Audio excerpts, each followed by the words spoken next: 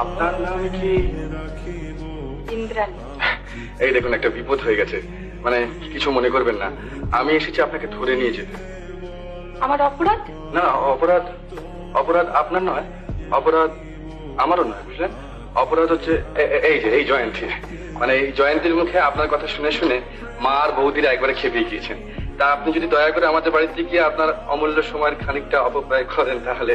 না না না, হ্যাঁ, পরীক্ষায় ওকে ফার্স্ট হতে হবে। ওই থেকে 1 মিনিট উঠলে কি চলে? ও তাই নাকি?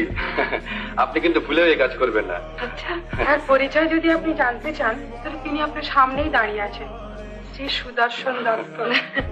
তা জয়ন্তীর মুখে আপনার অনেক পরিচয় পেয়েছি, আসল পরিচয়টা কিন্তু পাইনি। কোনটা?